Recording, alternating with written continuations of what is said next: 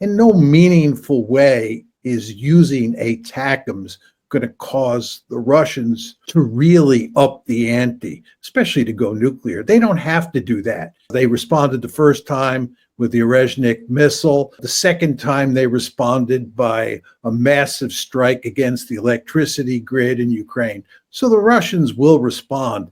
But the Russians have no interest in letting this conflict escalate out of control because they're on the verge of victory. Why spoil that by allowing the war to escalate?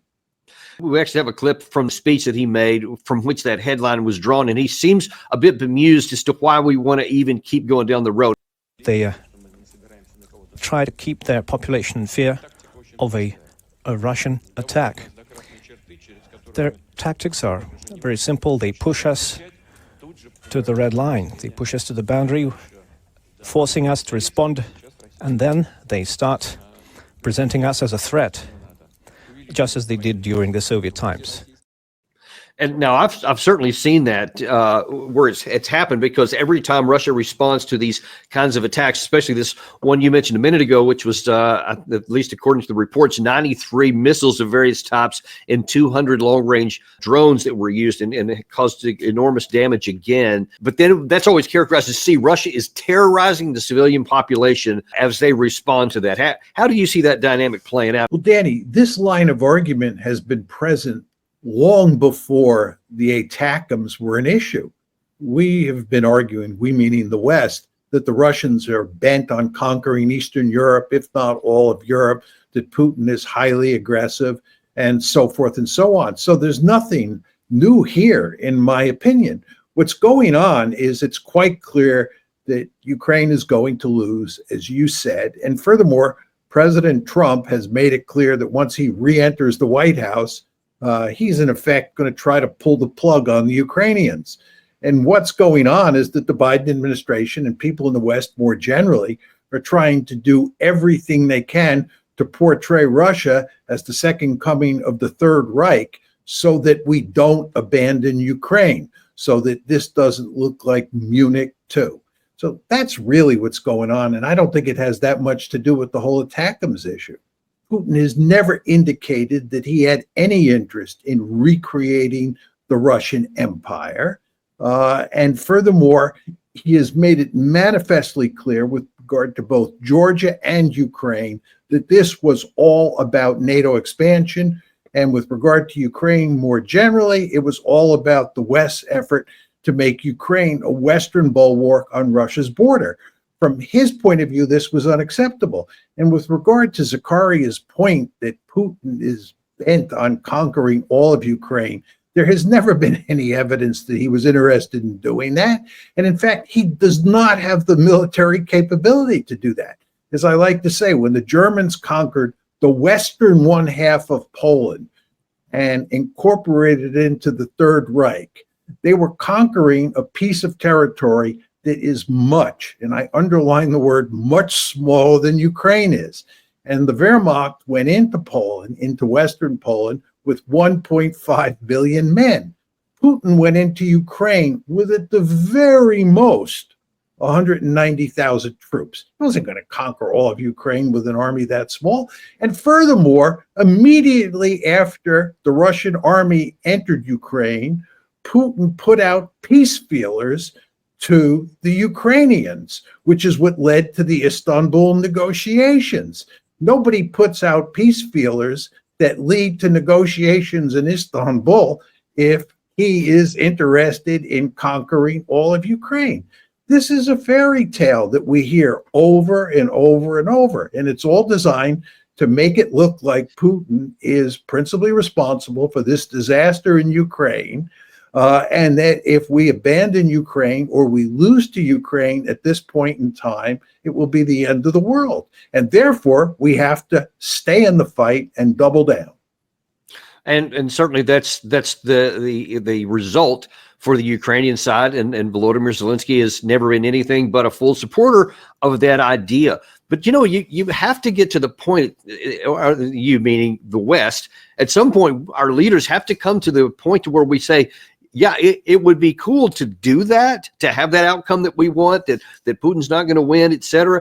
But to continue going down that path of verbally and setting up this narrative that the ground won't support and that Russia is continuing to win, it's going to come to some kind of an ugly crash at some point, does it? Because you can't maintain the fiction forever. Yeah, but two quick points, Danny. One is you want to be careful that you don't wish for a Russian defeat. You say it would be a good thing if that could possibly happen. If the Russians were to lose the war in Ukraine, I think there is a very good chance that they would use nuclear weapons. You want to remember the Russians view what's going on in Ukraine as an existential threat. And if the Russians were losing in Ukraine, and if the sanctions were working, and it looked like Russia was going to be knocked out of the ranks of the great powers, I think the Russians would probably turn to nuclear weapons. With regard to my second point, I would agree with you completely. It's time to realize that we've lost this one, we meaning the West, and that the best thing we could do, especially for Ukraine, is put an end to this conflict. You and I, of course, have argued this for a long time. This was the argument that you and I made jointly at the Council on Foreign Relations earlier this year. But nobody listens to us because so many people are committed to staying in this fight because they have this illusion that Ukraine can win, that it can stymie the Russians on the battlefield, turn the tide, get back its territory, and so forth and so on. This is delusional, but it doesn't appear to be the case that all of the key people in the foreign policy establishment in the United States buy this argument. I'm sure a few of them do at this point. I imagine that Trump, J.D. Vance, and a handful of other people in the new administration buy this argument. But when you look at the lineup of people that Trump is bringing in with him, there are a lot of super hawks in this new incoming administration. Yeah, and it'll be interesting to see how that plays out with the seeming, I don't know if it's contradiction, but certainly diversity of views on this topic, I guess we should say. Interesting, you touched on the nuclear issue there in your first comment, your first point there you just made. And it's interesting because a lot of the people in the West, in fact, I saw one on a European channel yesterday, I suppose it was, where they're saying, listen, the fact that Putin keeps talking about nuclear weapons and changing his nuclear dynamics or his enforcement mechanisms, et cetera, that's because they're so weak and they know that they have to have that ready to avoid a defeat. But earlier today, Putin had a different take on that. The share of state-of-the-art military equipment in nuclear forces is now 95%, and the basic principles governing the use of such weapons have been updated, as outlined in the updated state nuclear deterrence policy. And once again, so that no one accuses us of nuclear saber-rattling, it is a deterrence policy.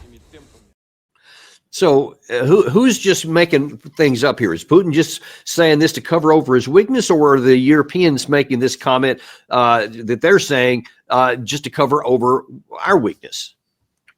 Look, it's very clear that it's Ukraine that is weak and Russia that is strong. General Cavoli, who is the Supreme Allied Commander in Europe, has made it very clear that the Russian military today is a much more formidable fighting force than it was in 2022 when the war broke out. And almost everybody recognizes that Ukraine is in a much weaker position today than it was in 2022. The balance of power in 2022 favored Ukraine. Ukraine did very well in 2022. That world has gone away. In 2024, and in December 2024 in particular, the balance of power has shifted in significant ways in Ukraine's disadvantage, and they're going to lose the war. Exactly what the defeat looks like is difficult to say. I believe the Russians will win an ugly victory, but they're going to win anyway.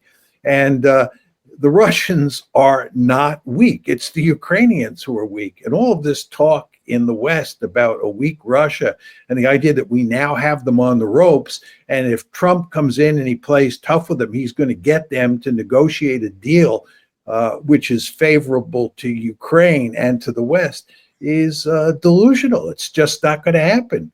Putin is in the driver's seat. It's why he's not going to agree to a ceasefire.